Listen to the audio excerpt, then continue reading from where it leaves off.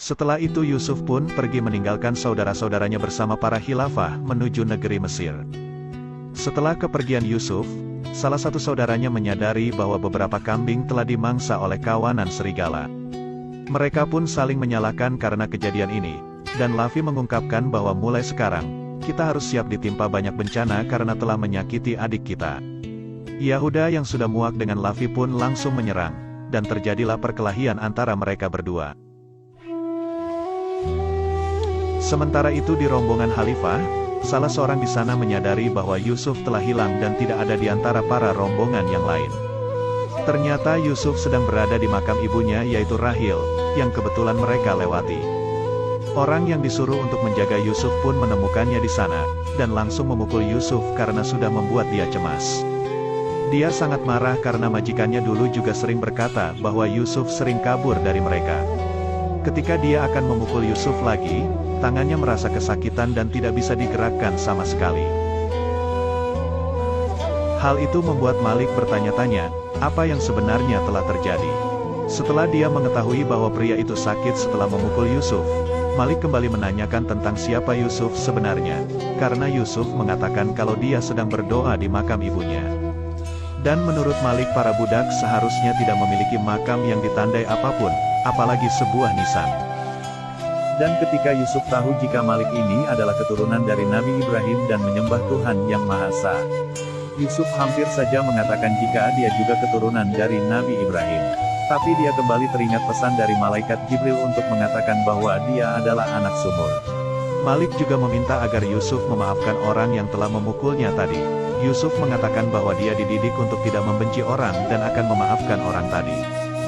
Di sisi lain, saat para saudara sampai di Kan'an, Yakub kembali bertanya kepada mereka, apakah mereka menemukan Yusuf? Dan ketika ia menyadari bahwa Yahuda dan Lavi terluka, dia mengatakan bahwa belum apa-apa serigala yang melukai Yusuf kemarin, sudah saling melukai kembali. Kembali pada khilafah yang sedang beristirahat, Malik mengungkapkan banyak hal aneh yang terjadi saat mereka menuju Mesir. Mulai dari badai yang membuat mereka tersesat, hewan yang berhenti di sumur yang seharusnya airnya payau tapi ternyata airnya tawar, sampai menemukan budak yang akan dijual mahal nantinya. Ia berpikir bahwa semua itu memanglah kehendak Allah Subhanahu wa Ta'ala. Sementara itu Yusuf terus memperhatikan orang yang memukulnya tadi sedang berdoa kepada Tuhan Ashitar, sesembahannya, dan meminta pertolongan kepadanya. Yusuf pun mulai berdoa kepada Allah untuk menyembuhkan tangan orang tadi, dan mulai memijat tangan orang itu. Dengan kehendak Allah, tangan orang itu sembuh dan kembali seperti semua. Orang itu pun langsung kaget dan menanyakan apa yang telah kamu lakukan, hingga membuat tanganku sembuh. Padahal Malik juga sering memijatnya tapi tidak berpengaruh sama sekali. Salah satu sahabat Malik yang dari tadi memperhatikan itu pun heran dengannya, dan menanyakan apa yang kamu lakukan tadi saat menatap langit. Apakah kamu penyembah bintang? Jawaban Yusuf tentang Tuhannya membuat sahabat Malik itu terkejut dan kagum, karena Yusuf yang masih kecil memilih Tuhan yang lebih hebat daripada Tuhannya, dan orang-orang lain. Orang yang tangannya sembuh itu pun langsung meminta maaf kepada Yusuf, karena tadi siang dia telah memukulnya. Yusuf sebenarnya rela dipukul oleh orang itu, jika nantinya dia akan mendapatkan hidayah dari Allah. Sahabat Malik tadi, juga memimpikannya Yusuf jika saat dalam melewati ladang yang tandus, ladang itu langsung ditumbuhi tanaman yang hijau, dan di atas kepala Yusuf ada awan yang memayungi dari terik matahari. Hal itu membuat dia mulai bertanya-tanya, siapakah sebenarnya Yusuf ini? Siang harinya, kejadian tadi malam itu diceritakan kepada Malik, tapi Malik mengira bahwa dia sembuh karena Yusuf sudah memaafkannya. Tapi sahabatnya mengira bahwa Yusuf ini adalah salah satu wali dari Tuhan. Tak berselang lama, ada seorang kakek-kakek yang sedang sakit, dan Malik mengira bahwa umurnya tidak akan panjang lagi. Yusuf yang merasa kasihan pun selalu menemani kakek itu dalam perjalanan dan selalu mendoakannya.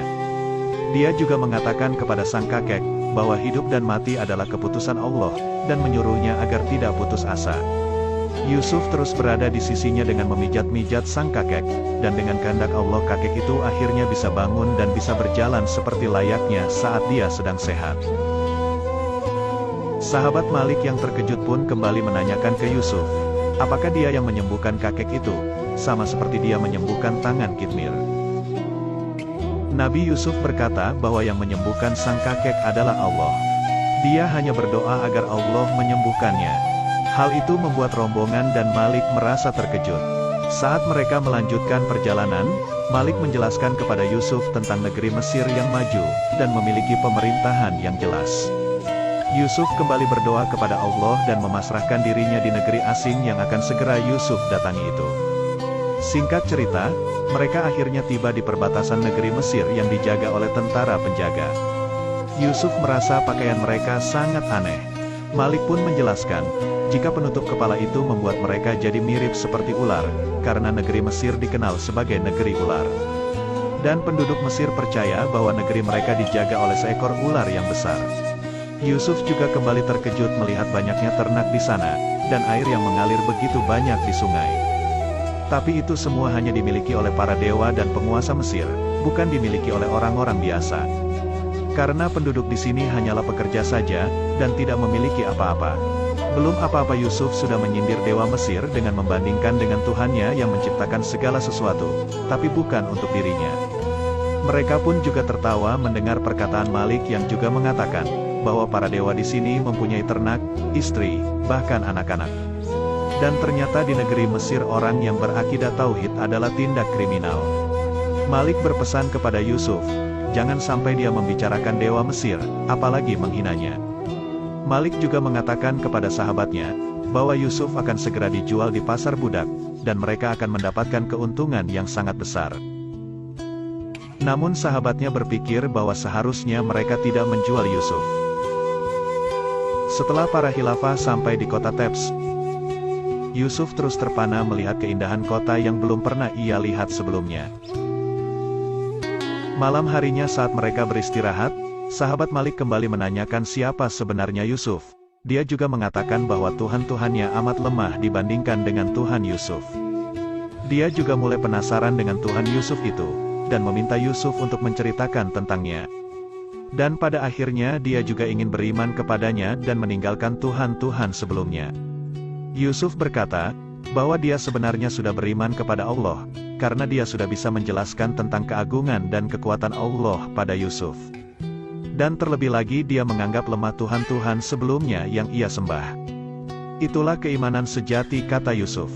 Lagi-lagi dia menanyakan siapa sebenarnya Yusuf karena dia menganggap Yusuf lebih mulia dari mereka semua. Yusuf pun mengatakan bahwa dia tidak bisa menjawab pertanyaan itu, karena semua ini adalah kehendak Allah, dan Allah lah yang membawa Yusuf ke Mesir untuk suatu tujuan.